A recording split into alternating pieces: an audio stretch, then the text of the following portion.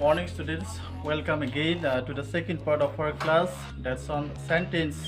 Yesterday we learned a little on sentence and I taught you the types of sentence along with their differences in meanings.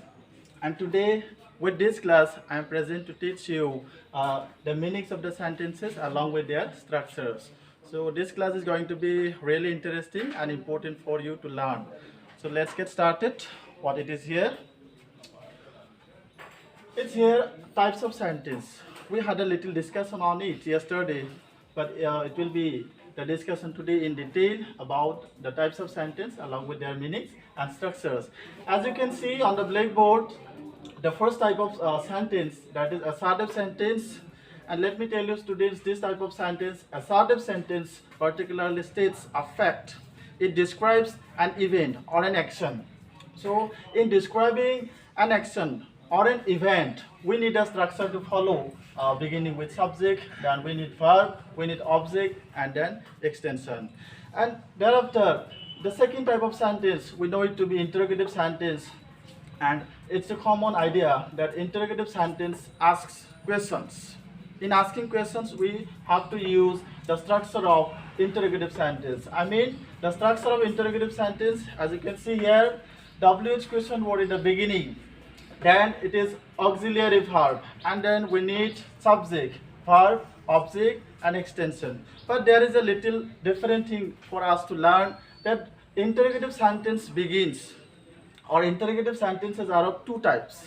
Normally, we have WH question word in the beginning, but it is not so in every type of interrogative sentence. Sometimes we see auxiliary verb also begins an interrogative sentence. So in this way, we have to understand that interrogative sentences may begin with these two types. I mean WH question word or auxiliary verb. Then we have this structure as it is in assertive, but these two parts are to be added before the subject, verb, object, extension.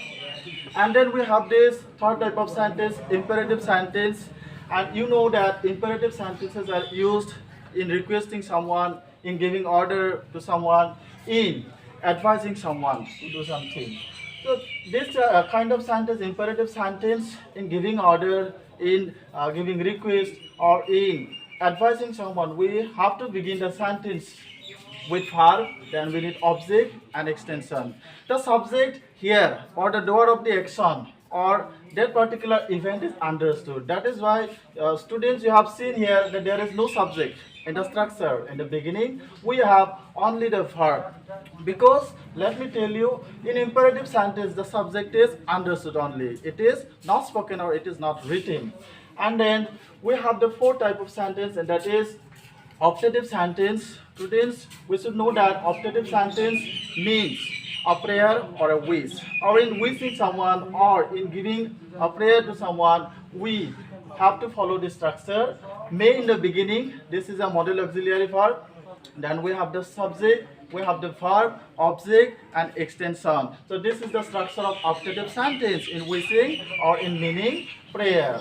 Finally, we have this fifth type of sentence, the last one, and that is exclamatory sentence. For students, there is not any definite structure to follow in writing or speaking in exclamatory sentence. This type of sentence, exclamatory sentence, means a sudden feeling or emotion that we often have to express the meaning as sudden emotion or feeling. And finally, after having the clear picture of these five types of sentence along with their structures and meanings, we also have to know this, that each of the types of sentence are subdivided into two types. I mean affirmative, and then the second one, that is negative. So what does it mean, students? It means that these five types of sentences can be used affirmatively and negatively as well. It depends on the expression of meaning by the speaker or the writer.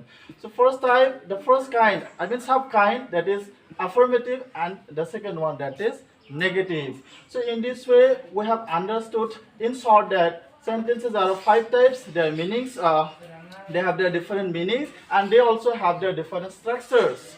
Many ones find it difficult to use the sentences in their day-to-day speech or in conversation just because of not having the structures well.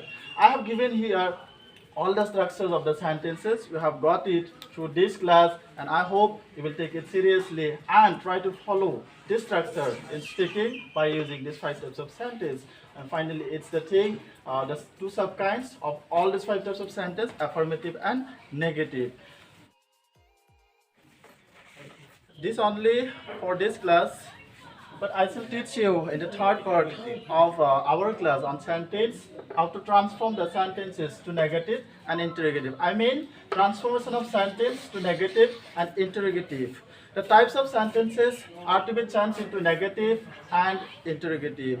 We have come to know there are 2 subkinds of each of the types of sentence, and that is why we have to know now how to transform, I mean how to change the sentences into negative and interrogative. And for the transformation of sentence, we should have the knowledge of these 2 things, mainly or basically auxiliary verbs and then list of the main verb. Students, I expect you to get ready with these auxiliary verbs and list of the main verb. You can take up your grammar book for having these things, you will find it there. So it's only the thing for this, and we shall see you in the next video.